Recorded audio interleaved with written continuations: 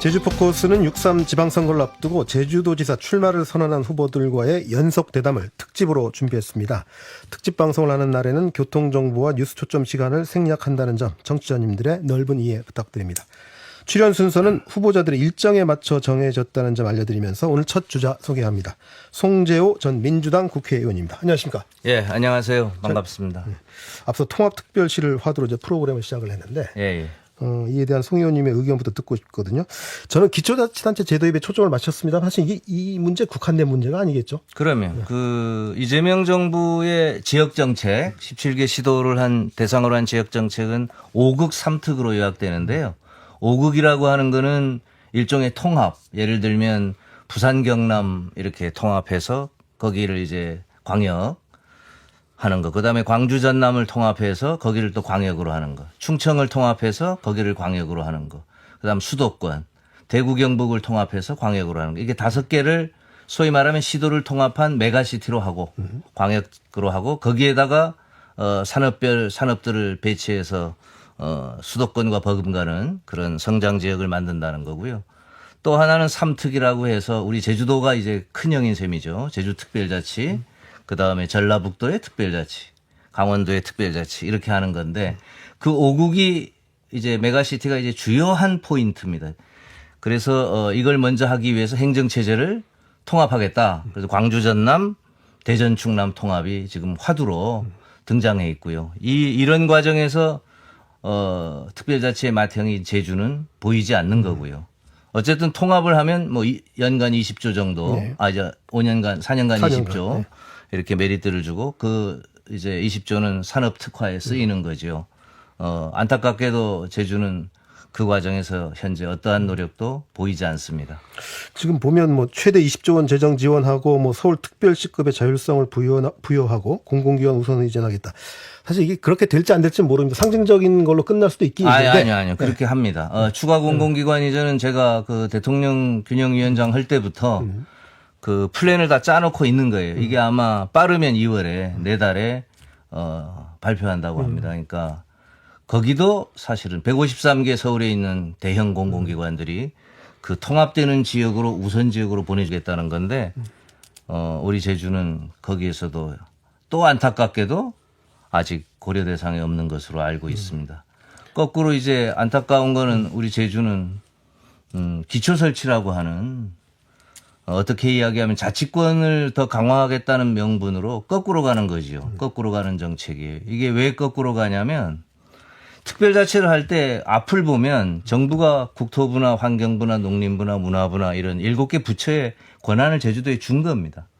그 7개 정부가 준 권한을 가지고 도지사가 잘 쓰려면 사계 시군에 있는 게 또 밑에서 이게 소위 말하면 걸리적거리면 안 되니까 이거를 제주도로 또 몰아준 거거든요. 그래서 하나의 도로 만들어주고 통합체계로 만들어주고 이제는 제주도가 기획해서 가고자 하는 방향으로 잘 가봐라 이렇게 한 건데 제주도는 이거 시군 시장 군수를 직선으로 해야 되겠다고 해서 이걸 기초 설치를 하게 되면 그 서울로부터 중앙으로부터 받은 7개 부처의 권한은 돌려줘야 돼요.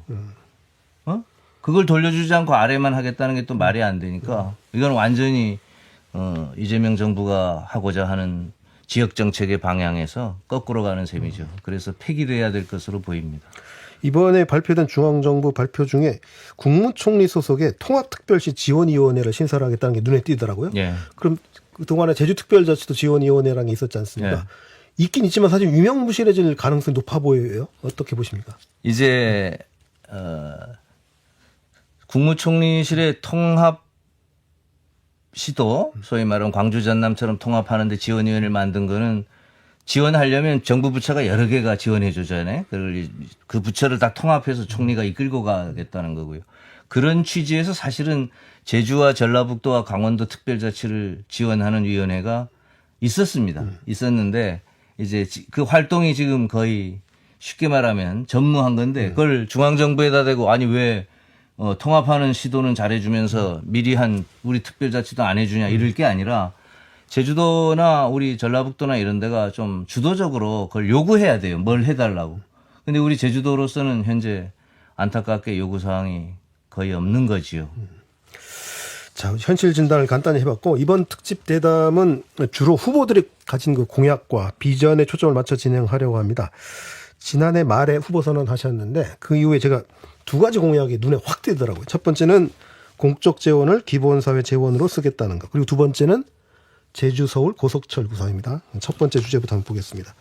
자, 기본사회 재원을 어디에서 어떻게 마련하겠다는 겁니까? 그러니까 이게 참 저는 참 안타까워. 이게 우리 도민들도 좀 잘 모르시고요. 아는 분들이 많지 않은데 일단 전라남도나 경상남도나 이렇게 다른 시도와 다르게 제주도만 벌어들이는 공적 재원이 있다는 거지요. 네. 그 하나가 대표적인 게 관광복권이라고 하는 전 수익금입니다. 네. 신구범 지사 때 만들어진 건데 그때 이제 아시는 분들 아는데 주택복권, 관광복권, 뭐 이렇게 체육복권 이렇게 있다가 로또로 통합했거든요. 통합하면서 그 당시 시장 점유율로 나눠줘요. 그게 연 2천억이 넘습니다. 매해. 이건 제주도만 버는 돈이에요, 우선. 그 다음에 삼다수가 우리 공유자원이잖아요. 제주도민 거잖아요. 이걸 가지고 장사해서 사실은 정확하게 저도 얼마 버는지 모릅니다. 왜냐하면 이 회사가 도대체 이 지하수를 가지고 얼마를 벌어서 어떻게 썼는지를 도민 보고를 안 하니까. 그러나 대략 이렇게 추정해보거나 들려오는 말을 들어보면 1,000억은 되는 것 같아요. 그럼 제가 이야기한 것만 일단 3,000억이지 않습니까? 네. 그 다음에 경마장이 있는 데는 마사회가 레저세로 매출액의 10%를 내게 돼 있습니다. 그러면 과천, 김해, 제주만 받는 거예요, 이게. 이게 1,000억이 넘습니다. 그러니까 온라인 경마가 없던 시절에도 1,000억이 됐었거든요. 그러면 지금 이것도 4,000억 아니에요. 네. 그 다음 풍력, 해상 풍력 가지고 우리가 그걸 가지고 기업을 하면 매해 1,300억 정도 내라 그랬으니 그것도 1,000억 규모 아닙니까? 그러니까 면세점, 우리 공항 면세점도 국제자유도시개발센터가 그 제주도를 위해서 쓰라는 돈인데 그것도 매출액이 한 6,000억 된 거 보면 2,000억이 넘는 돈인데 그거는 차치하고서라도 매해 5,000억 정도가 오늘 다른 시도와 다르게 제주도에 들어오는 돈입니다. 이 돈을 도대체 어떻게 쓰는지, 무엇을 하는지에 대해서 제주도가, 도지사가 도민에게 보고를 하거나 도의회가 감사를 하거나 이게 없잖아요. 그래서 저는 이런 거를 지사가 마음대로 써서 안 된다. 이걸 모아가지고 특별회계에 넣으면 매 5천억을 가지고 우리 제주도가 정말 기본적으로 삶을 영위하는데 지원을 하자. 예를 들어 생각해 보세요. 애를 키우는데 한 10% 주면 한 500억. 청년들 창업을 지원하는데 또 한 500억. 어르신들 잘 모시는데 한 500억. 그다음 장애인들 힘드신 분들 소외하신 분들 도와주는데 또 한 1,000억. 뭐 이렇게 해도 2,500억 절반밖에 안 되는 거예요.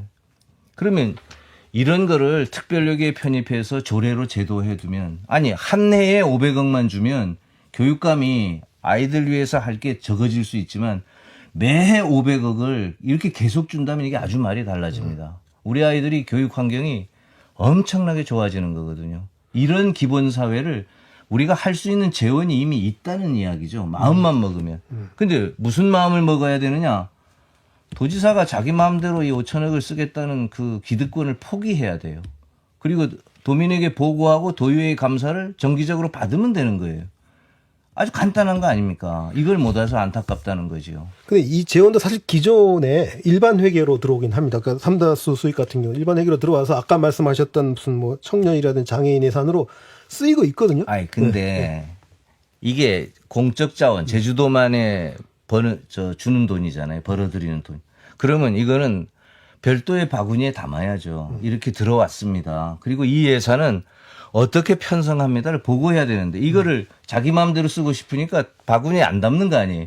그냥 일반 회계에 막 넣어버려요. 그리고 장애인이나 농업인이나 이렇게 우리 제주를 위해서 썼다고 하는데 제가 기재부에다가 그 관광복권 수익금 어떻게 썼는지 한번 제가 봤는데 기재부 이야기가 간단해요. 이렇게 쓰면 안 됩니다. 그래요. 이 돈을 줘야 될지 말아야 될지도 고민하는 수준이다. 어디에 쓰고 있다고 보고 있는 거죠, 그러면? 그건 보고하게 돼 있어요. 그러니까 이걸 재량사업비라 그러는데 재량사업비라는 게 뭐예요? 예? 이게 쉽게 말하면 자기 마음대로 쓰고 있다는 뜻 아닙니까? 이걸 일반 회계에 넣으면 그렇게 해서 안 되고 이걸 제도적으로 아주 간단하잖아요. 특별회계에 묶는 게 뭐 어렵습니까? 정부도 그렇게 바라야 되고 또 당연히 그렇게 써야 되고. 자, 근데 이 재원을 쓰는 방법이 지금 그 기본사회 이전에 기본소득이라는 얘기가 있었지 않습니까? 그러니까 그 돈을 도민들한테 일률적으로 몇십만 원씩이나 나눠주는 방법이 있을 수 있을 것 같고, 지금처럼 말씀하셨던 분야별로 나눠주는 방법이 있을 것 같고, 세 번째는 어쩌면 좀 미래를 내다보고 미래 산업에 대한 투자하는 방법도 있지 않습니까? 그 재원의 사용처의 우선순위는 그럼 어떻게 보시는 거예요? 저는 이렇게 생각해요. 자, 이 전체 규모를 어떻게 노는 걸 어떻게 쓸까를 저는 도민들한테 이게 공론화가 필요한 겁니다. 예를 들어서 최종 이거를 받는 단위를 우리가 읍면동에다 두면 읍면동 단위에서 어떤 일이 필요한지 어떻게 쓸지를 좀 논의해서 올려주세요. 그럼 우리가 그걸 따르겠다.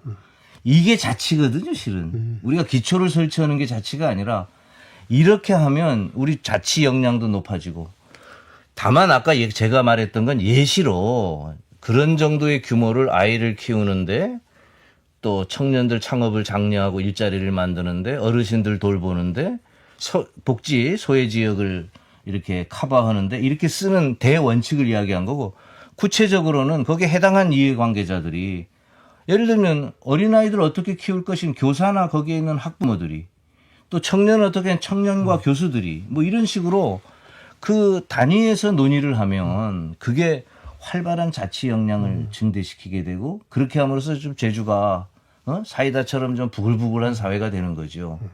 좀 살기 좋은 데로 가는 거고. 그러니까 읍면동이라든지 자치단위가 서로 스스로 재정에 대한 결정권을 넘겨주자. 그렇죠. 이런 말씀이신데, 예. 사실 그게 지금 현재 운영되고 있는 주민참여예산 같은 형태 아닙니까? 똑같은 그 정신이죠. 근데 주민참여예산 정신은 참 좋은데 지금 현재 운영되는 거 보면 결국은 공무원들이 하고자 하는 사업이 삭감됐을 때 주민참여예산 형태를 빌려서 하는 경우도 좀 왕왕 있단 말입니다. 이런 건 어떻게 지금 그건 극복해야 될까요? 원칙대로 안 하는 거죠. 그냥 이름만 주민참여예산이라고 해놓고 실제 참여가 되는지 마는지 주민들 모르잖아요. 그걸 왜 모르냐면 주민들이 그 돈이 자기 생활에 진짜 이익이 되고 이걸 잘하면 내 가정이나 내 지역의 발전에 도움이 되겠다는 인식이 되고, 그러면 주민들이 활발하게 참여합니다. 아까처럼 아니요. 한 1,000억을 40개 읍면동에 넣어주면 벌써 10억이 넘잖아요. 20억 이렇게 도는 돈이 만약 온다면 주민들이 생각이 달라져요. 아, 우리 읍면에 20억이 와? 이걸 어떻게 어른들을 모시는데 올해 쓰고, 올해 내년에도 쓸 거니까 아이들 키우는데 어떻게 쓸까 하면 관계된 분들이 활발하게 참여해서 토론을 하죠. 그리고 잘 쓰이는 걸 또 그 단위에서 감사를 하게 돼 있고, 저는 자치를 하면 이런 자치가 중요하고, 그 공적 재원을 가지고 5천억이 넘는 돈을 가지고 우리가 좀 행복하게 잘 살 수 있는 사회를 제도적으로 만들 수도 있고, 이걸 가지고 주민자치 역량을 키워가지고 정말로 좋은 행정을 만들 수도 있고, 그런 속에서 해봤더니 읍면동장은 좀 직선으로 하는 게 좋겠다면 읍면동장 직선제도 할 수 있는 거예요.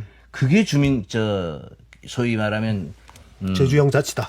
특별자치 정신에 맞는 거지. 그 시장 군수를 우리 손으로 뽑고, 만약 이 거대한 제주시의 시장이 국민의힘 지사가 되고 도지사 민주당 지사가 돼 보세요. 인허가는 제주시부터 시작될 텐데, 그럼 도지사하고 제주시장하고 싸우느라고 뭐 이루어지는 게 있겠습니까?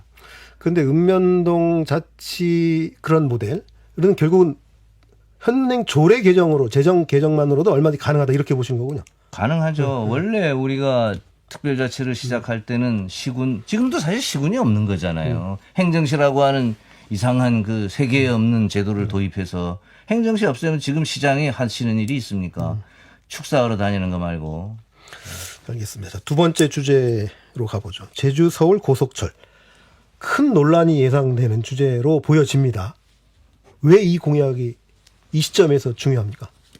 이거는 이 시점에 항상 중요한 건데, 왜냐하면, 저도 제주도가 우리끼리 자급자족해서 내수라고 하죠. 우리끼리 잘 살았으면 좋겠어요.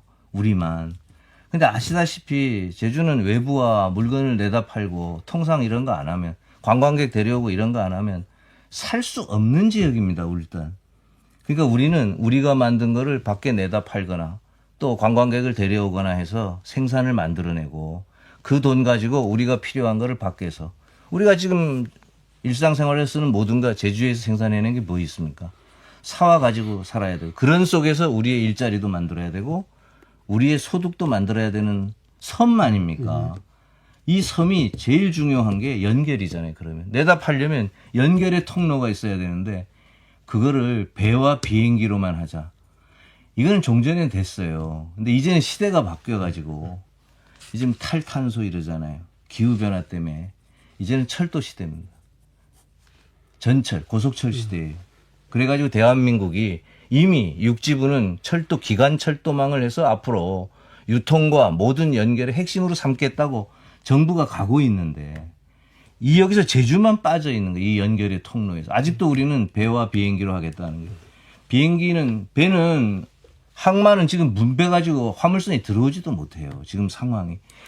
비행기는 부족하다는데 공항이. 이 공항을 건설하는 것도 지금 힘들어요. 이런 상황에서 차제에 그러면 국가기관철도망에 연결하자. 지금까지 5차례나 철도 계획을 국가가 해주면서 제주도 뺐거든요. 그 명분이 되잖아요. 지금까지 한 푼도 그거 다른 데는 다 주면서 제주도 안 줬지 않냐. 그래서 이참에 고속철로 연결해달라 그래서 또 연결하는 참에 이게 한 서너 시간, 4-5시간 걸릴 때는 이거 좀 다시 한번 생각해 볼 수 있는 여지가 있었는데 지금 서울, 부산, 서울, 광주가 4-5년 후에 1시간 반에 간다는 거 아닙니까? 그럼 제주도를 2시간 반대에 끊는다는 이야기예요. 이러면 이 망에 연결하지 않으면 우리가 소위 그게 1차 산업, 농산물을 내다 팔든 관광객을 데려오든 제주의 생존을 담보하기 어렵겠다. 번영도 어렵겠다.